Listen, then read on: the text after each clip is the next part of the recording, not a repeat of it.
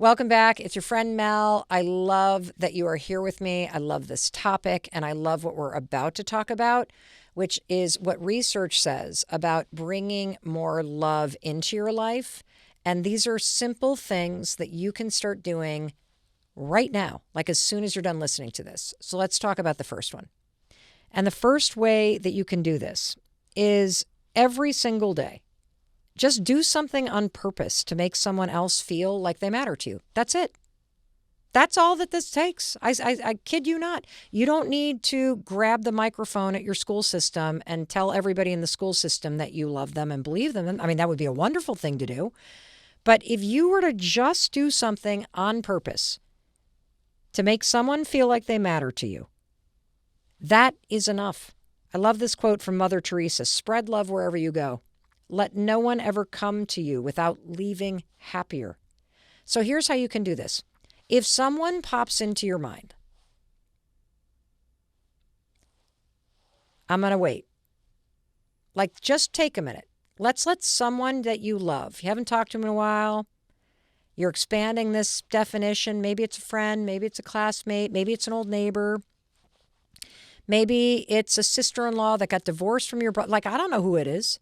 Maybe it's a former teacher. Maybe you love the person that taught your puppy classes because your dog is now housebroken and well-trained. Don't you love that person? Of course you love that person. So here's what you're going to do. Now that you have a person in mind, I want you to go through your photos on your phone and find a photo of them or the past or your dog or whatever, and text them the photo. And just say, I loved spending this day with you, or I love this photo because it reminds me of you, or I love this because it makes me think of your laugh, and I miss you. That is it. That is it. It is literally that little that will bring the experience of love into your life. And there are two pieces of research I want to pull into our conversation, because most of you will listen to me and you won't do it. And I'm going to remind you, this is not just a listening podcast, it's a doing podcast. You can listen to me all day, talk all the time about love, but you got to do something. And the research here is really, really cool. So there is this incredible study called the Harvard Study of Adult Development. And the lead investigator is a guy by the name of Dr. Robert Waldinger. And he says that the number one reason why people struggle in relationships and struggle to feel this deep connection that you matter is for the same reason you struggle in other areas of your life. You ready? You worry about whether or not you're doing it right. Like, you literally think of somebody, your college roommate. You start to pull out photos and you're like, is that the right photo? Should I send that photo? I don't know. Is right now the right thing? Or you think you have to do it a certain way. It's simply not true. There is no wrong way to do this. If you're simply reaching out to somebody to say, I'm thinking about you, I love this about you, boom, you cannot get that wrong. And there's this other amazing study from the University of Chicago that basically says even turning to a stranger and chatting up and having a conversation with a stranger creates this feeling like you matter. And I'm going to do a brag right now. I'm freaking awesome at this. I am so awesome at this. In fact, just this morning, I was eating breakfast alone at a hotel, and I was sitting, kind of like at the bar area, and I had ordered my breakfast, and a guy came over to refill the coffee, and we just started chatting. And I can tell you, he does not like living in Los Angeles. He grew up in Southern Illinois. He tried the Hollywood entertainment thing and discovered that he really likes intellectual property. He misses the Four Seasons. He wants to go to law school. He's been thinking about applying to law schools in New York, Boston, and Washington, D.C. He has just spent $1,800 for a prep class to take the LSAT. How do I know all these details?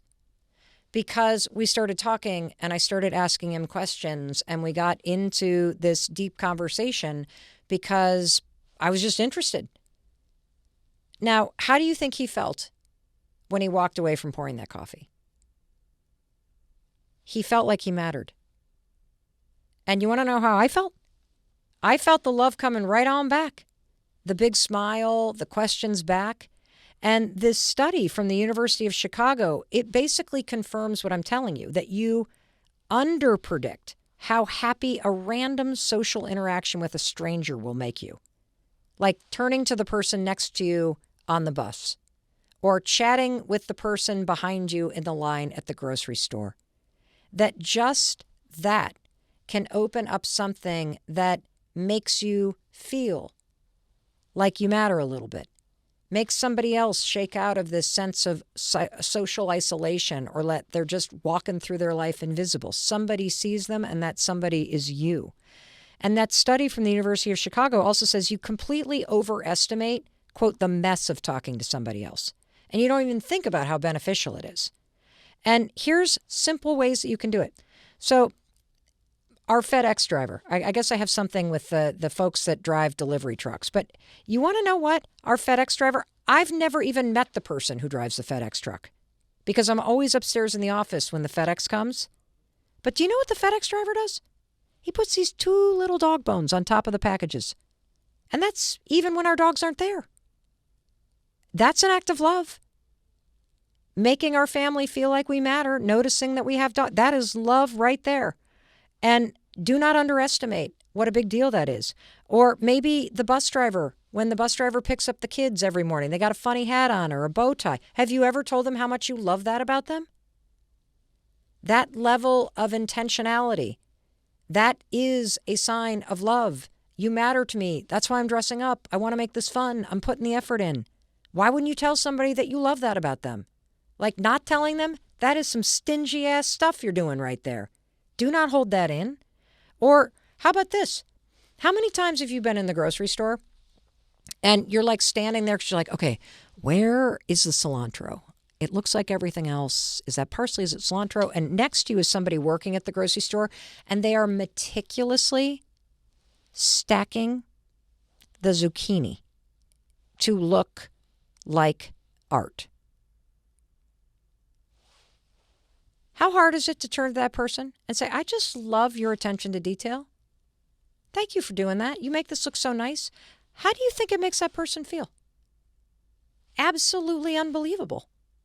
Absolutely unbelievable to feel the power of appreciation. I talk about this a lot when I'm giving presentations to, corporations and doing trainings. There's something called the law of reciprocity. Have you ever heard of this thing? The law of reciprocity. This is so good. This is so intertwined with love. This is why you need to express it more. You need to be more generous with it because you are missing out on one of the most incredible forces out there, the law of reciprocity. You do nice by me, I do nice by you. And I'm going to give you an example. Have you ever walked into a mall or a building that has a double set of doors? So you got to open that first door and then you walk into the vestibule and then there's a second door? If you've ever had that experience and somebody gets to the door before you and they hold open that first door and you walk past them and through the vestibule, right, into the second door, what do? You hold the door for them. Like you basically trip over yourself to get that door open for them. Why? Because by holding the door, they did something nice to you. They made you feel like you matter. And it is part of human nature, the law of reciprocity, to reciprocate. You can be the first domino. The more effusive and generous you are, I love you. I love that you did that. Thank you for showing up. I love this about you. I love that day we spent together. The law of reciprocity kicks in and you start to experience it back. The second way that you can bring more love into your life, let's look at some of the research from the #1 love researcher, Dr. John Gottman. Dr. John Gottman was asked, what's the best thing to do to improve any relationship? And you want to know what he said? Be a good listener. Be a good listener. I already mentioned the Harvard study of adult development, right? Which is one of the most important studies of all time about relationships. It's basically cited in probably every personal development book that you read. Do you want to know the most basic and important form of love? based on this 70-year study at Harvard? Attention. Because when you give somebody your attention, you put the phone down, or better yet, you put it away, and you look somebody in the eyes, and you listen. You're giving them attention, which makes them feel and know that they matter, which unlocks this experience of being loved by you. A lot of us have had the experience of not feeling loved by your parents. Why? Because you didn't get their attention. You didn't feel visible.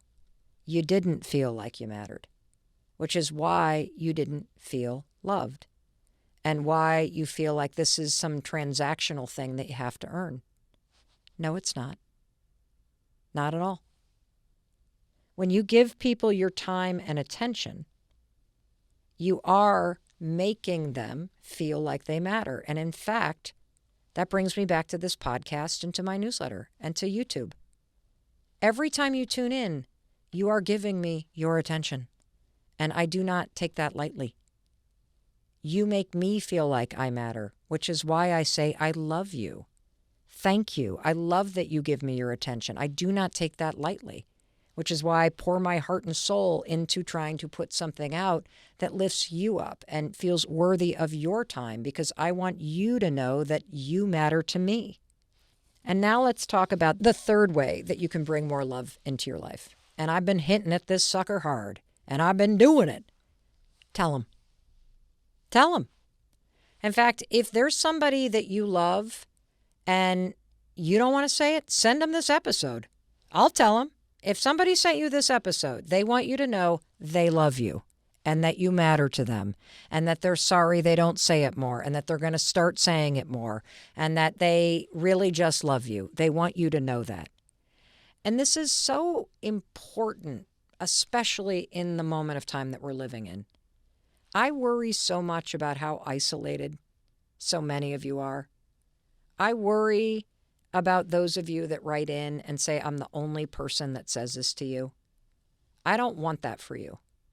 I am happy that I am providing so much empowerment and inspiration, and I want you to know that I do love you, but I want you to experience this more. And it is my request that one of the things that you do is you take this episode and you really apply what I'm saying. And the next time you go to the grocery store, or the next time you're sitting on the bus, or the next time you're talking to your sister, you be the one to say it. Don't sit around waiting for somebody else to say it. You be the one to text that friend you haven't talked to and send them that photo and say, you know, I just really loved that day, and I just wanted to reach out and say, you know, I'm kind of mad that we don't live near each other, but I love you anyway, ha, ha, ha. I promise you, you start giving it out, it'll start coming back to you. And I think this is especially important in families.